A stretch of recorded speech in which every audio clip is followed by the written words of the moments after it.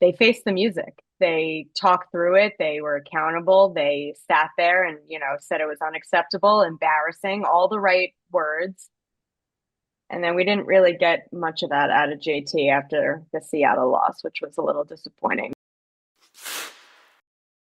We have another episode of Up in the Blue Seats on deck for you all, your favorite Rangers podcast from the New York Post.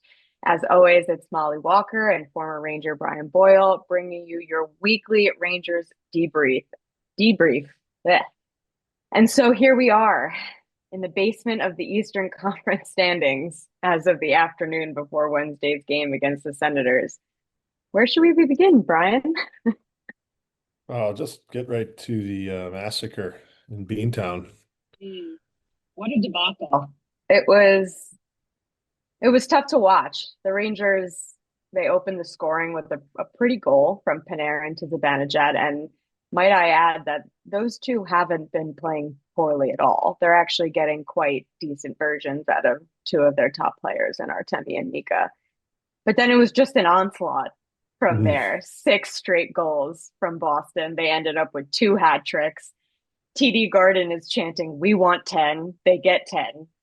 It was just a scene and an embarrassing scene. And it was all over the players' faces when we got into the room. I mean, they all called it the most embarrassing loss of their career.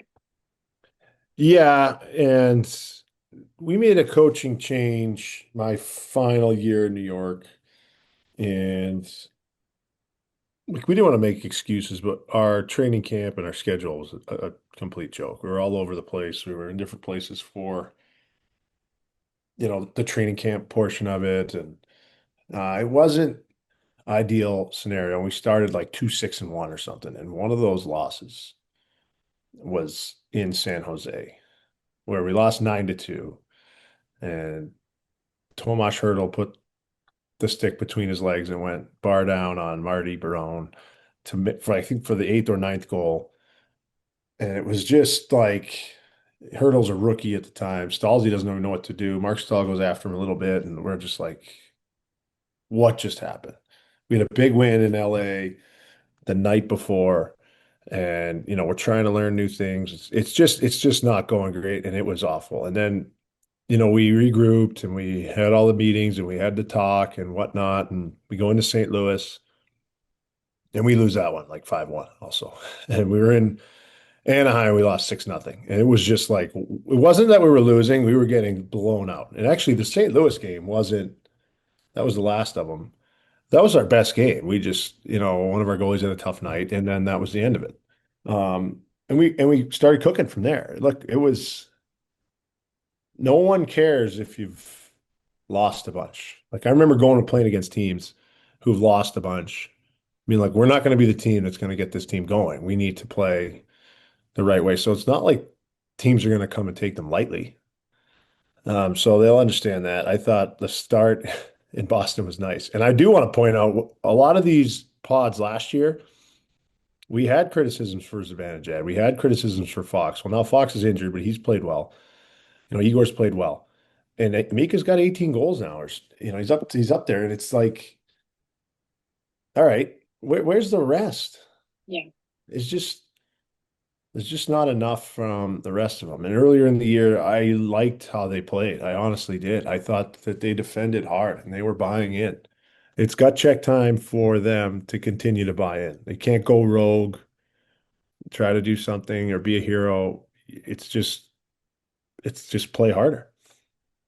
I didn't like any like they have a lead against Seattle, but it looked like a preseason game, the second and third period. There wasn't a ton of anger. There wasn't a ton of passion. And it could be the schedule. Maybe they're just gassed. I don't know. Because I love what I saw in Miami. Yeah. Loved it. I didn't like their start. Igor was great. And then I loved it from there on out. So it's hard to really, I don't know. It's really hard to figure out what's what right now with this team. And I think they're searching for that too. I just feel like a 10 piece is a real punch to the mouth. It's a punch to a lot of places, not just the mouth. Would you say that 9-2 loss to San Jose was the worst loss of your career, what would you say was the worst loss of your career? I mean, like from an embarrassing standpoint, yeah, we had one my first year in New York where thankfully I was mercifully healthy scratched. My only healthy scratch of the year, my first You year in New weren't even York. there. It was in Pittsburgh. I probably told this story, but it was like free hat night in Pittsburgh. Sid got a hat trick. There's like 10,000 hats on the ice. It's like 8-2 or something. Matt Gilroy came off the ice. He just looked at me like this when I've never seen that many hats in my life. Like, what do you do? Oh yeah, there really weren't that many hats on the ice in Boston, honestly, but They they threw them didn't all they out for didn't Zaka. They didn't they have any for yeah, but Zadina. no, I mean I really didn't even see that many. It just like it was the we want 10 too was just an absolute kick to the butt. If we're going for the face to the butt, then oh my God, just it's an absolute beating. And I mean, obviously there's a lot of emphasis put on responding the following game, and they jump out to a 2-0 lead, and it is evaporated as quickly as it is built up. I also got that preseason vibe from the game as well. It's actually funny that you said that, but it just you thought that okay, there's the response, and then what comes off the gas, and to lose one after that in Boston, and not be able to change the vibe a little bit, it could start to pile on here. But this is where mental strength which has been a massive topic of conversation since last season. This is where it gets really tested. And now it's back at the forefront because mentally strong teams don't have the type of games that happen to them in Boston. Well, look, Seattle, the Seattle game, maybe I'm crazy. The Seattle loss was worse because you're at the 2-0 lead and you're at home. After a 10-2 drubbing, yeah. When everything goes wrong, it can go wrong, all right, and then just pucks keep going in the net, and some of them are deflected and whatever. 10 goals, yeah, you don't see that, and it's embarrassing. And then you jump out to a lead and then try to cruise on. That's probably worse. And they probably think it's worse. Like after a decent first period, you don't expect to hear that final horn and be where you're at. And I think the frustrations are really starting to show here, especially because after the loss in Boston, I mean, we talked to Trocheck, we talked to JT, and they faced the music. They talked through it. They were accountable. They sat there and, said it was unacceptable, embarrassing, all the right words. And then we didn't really get much of that out of JT after the Seattle loss, which was a little disappointing because, it's the middle of January. He hasn't been captain for very long. They don't get the response that they want after that game in Boston, and he said, "I'm sorry, I don't know," and kind of walked away at the end there. And he had he has done so well up to this point, I think, in terms of his off ice leadership and the way that he's carried himself in front of the camera, and the things that he said, the ways that he said it. Mhm. I think he's really done a good job in that department. So to kind of see that falter a little bit after the Seattle game is not encouraging at all. Well, maybe, yeah, and I don't want to speak for him, but at some point, if he wants to take the heat for walking away because he doesn't know what to say, it might be a sign that like I'm going to say something that I don't want to have live on forever, so I'm going to walk away. Which And is unbelievable for him, yeah, and no 100%. and no one's going to question how much he cares. I mean, I was at the Winter Classic practice. He's in a red jersey, and one of the drills he just like tries to blow up Radish at one point. I'm like, you have an upper body injury in a red jersey. Like he just has one way of doing things. So um, that part, like, and you know me, I don't really get on him as any real players when they're just kind of like, I can't right now. Especially guys that do it every day. I understand it's like now I'm on this side of it, and we need those sound bites, and it's like you're in there, you're doing your job, and he is the captain. So, but that's kind of how I looked at that, and but 100%. I can't not even even not imagine. even I not even can't even close. imagine the frustration that Yeah. must be brewing inside of him from that fact.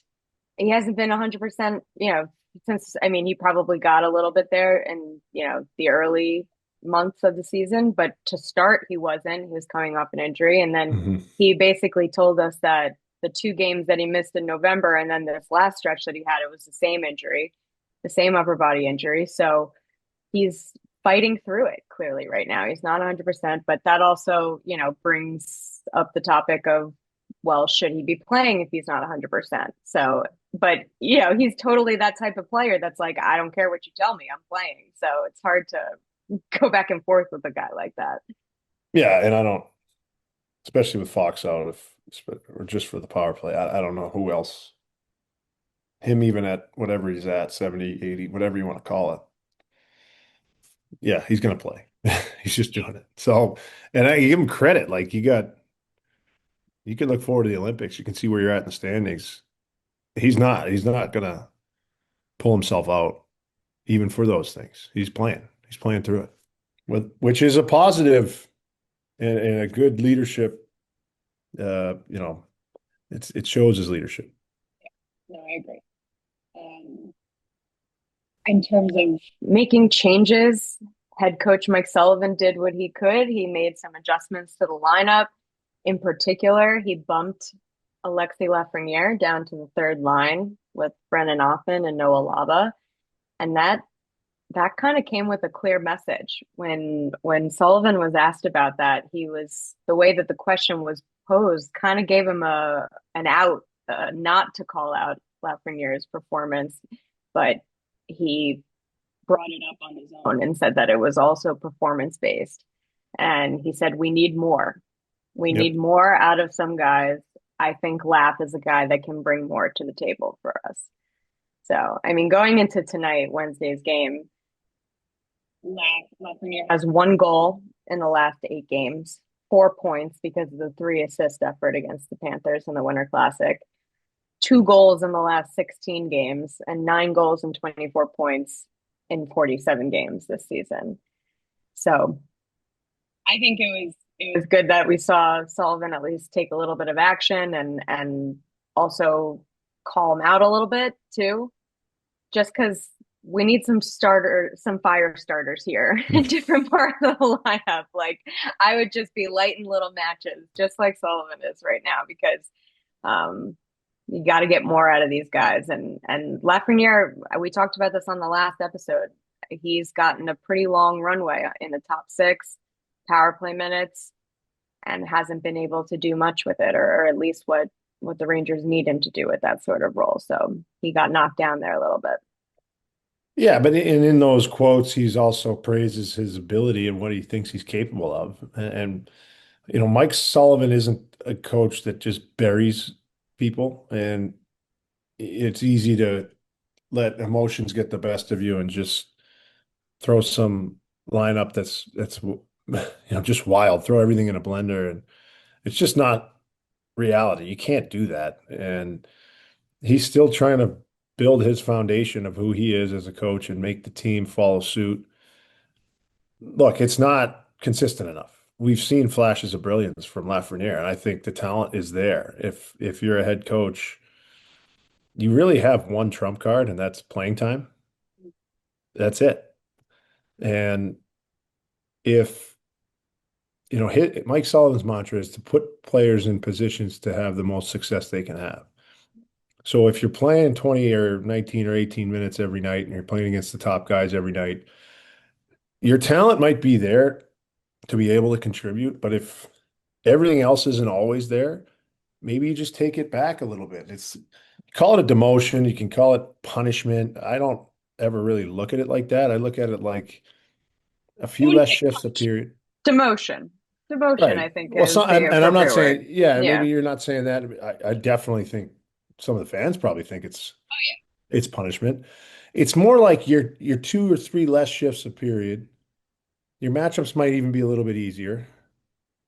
And you can refocus a little bit better after every shift until you get into your mind or you have that habit. And that's what separates, superstars and stars from very good players. It's the habit of every single day, every shift, every drill, and we're not quite there yet with Laugh, obviously, because you don't have the inconsistencies if we were, but the ceiling is still there. So You don't want to lose a guy. You want everyone, you need 13 to be a good player. Like how this team is constructed, you need him to be a really good player. And there's games where he's a really good player. How do you get how do you get more games like that? Like if this works on the third line and that line builds chemistry, you're a better hockey team. So you're not just doing things because, I don't like your game, you're going down here. It's always with the foresight of like, how is this going to help the team? What are And the then potential risks? top six. What's that? Yeah, And top six. yeah, exactly. And you got to be delicate with that. Like, because this is his first year pro, and is he ready for that? So you just take all that information and you try something. Sullivan's been pretty upfront about that too, about his evaluation of Perot and not wanting to overwhelm him. And I Right. was I was going through, I forget what play it was, but in the last three games there was a goal that kind of came off of a turnover from Perot in the neutral zone, things like that. So you could tell that Sullivan is thinking about those things during the time when he wasn't playing Perot in the top six. But I agree that this was a perfect opportunity to get Perot in the top six and just try to change things up, get him Yeah. some time up there, see what he could do with it. And also at the same time, send a message to Lafrenière that they need more and that he's gonna, take a bit of a dip on the ice time Yeah. if not. You got Rempe out as well. Yep. It looks Took like it's Grumpy not out. going to be the same again, right? Yeah, well, back to the playing hurt notion. I mean, he was very upfront coming back into the lineup. He said that night, his first game back, that he still couldn't bend his thumb properly. And, I know he's not fighting and, they're making sure that everybody knows that he can't fight and things like that. But he's clearly also not 100%. And Oh, Matt God. Rempe is such a niche role that when you don't even have Matt Rempe at 100%, I don't know, I also thought it was time for him to come out of the lineup and heal a little bit, see if they could get something different, a different dynamic with the fourth line. But yeah, again with the playing injured, but this is hockey. Well, This is National Hockey League. it hurts, but you need your thumb. Like different things can hurt and you can Yeah. play. You need your thumb.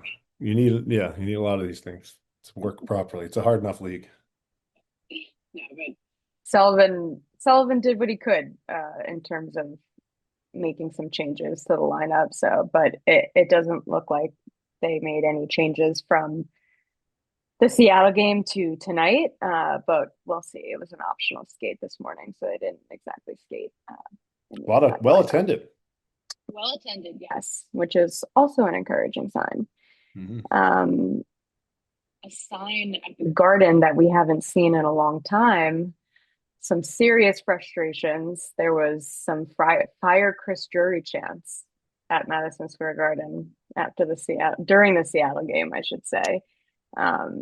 Obviously, I've only been covering the team for 5, 6 years now, but that was you hear little pockets of it, but that was the loudest I had heard the fans call for somebody's job inside Madison Square Garden since I started covering the team. So it was a little alarming. And I kind of went back and I did some research into the last time that really happened.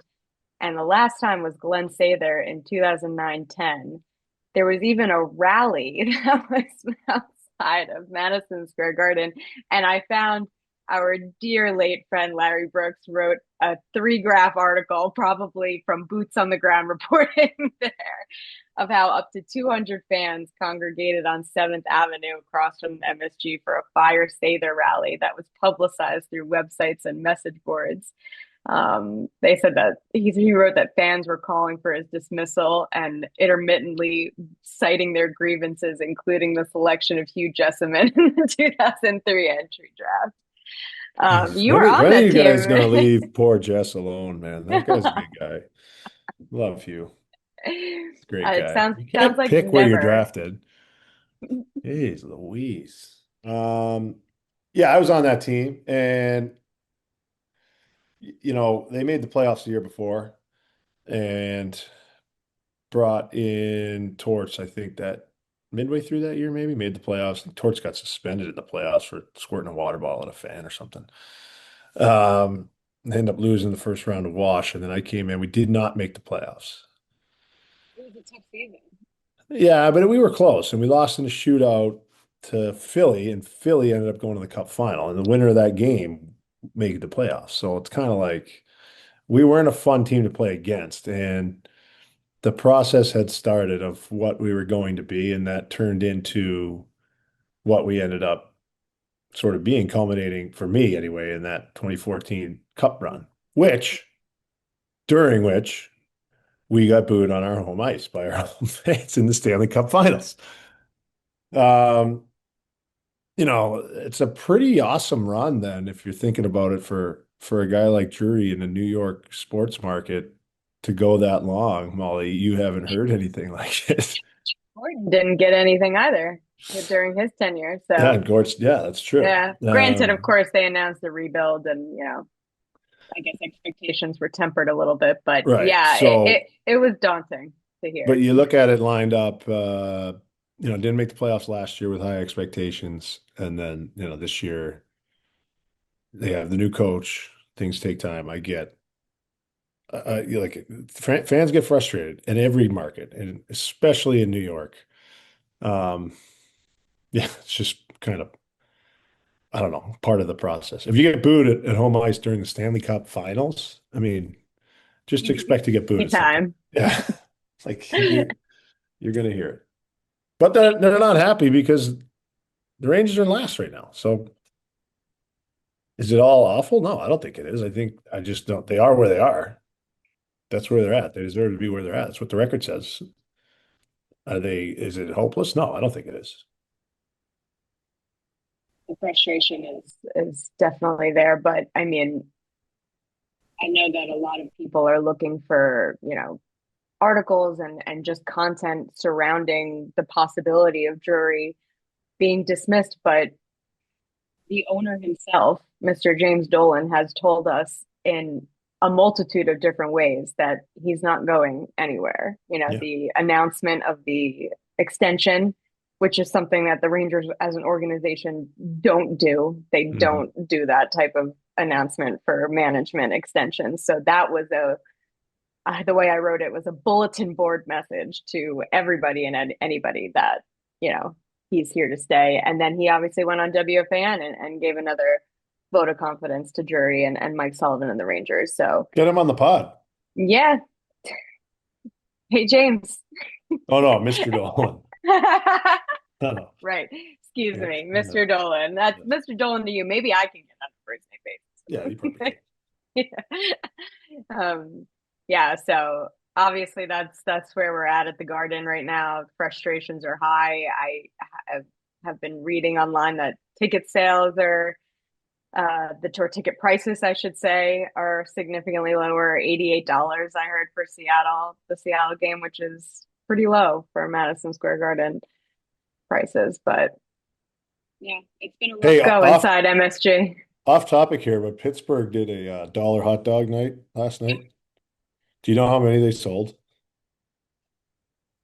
They sold over 14,000 hot dogs. Did you have? Well, so I wasn't there, so I was kind of mad. I would have had a few. I would have had a few. 14,000. Get that stat. Who's funneling you these Pittsburgh stats? Listen, I'm league wide, Molly. You need to know that. I cover the league. Those are some important Oh, sources you got to here. know that. We got to know that. $14,000 hot dogs. 2,000. Oh, I'll be going there at the end of the month. Maybe they'll have it again for me. It's kind of disgusting. Anyways. That's a good place for us to stop. Perfect. Perfect. Give us a thumbs up down below. Comment. What do you think about the fire jury chance at MSG? What do you think about the Alexis Lafrenière demotion to the third line? Have you given up hope on this Rangers season yet? Let us know in the comments and we'll chat again next week.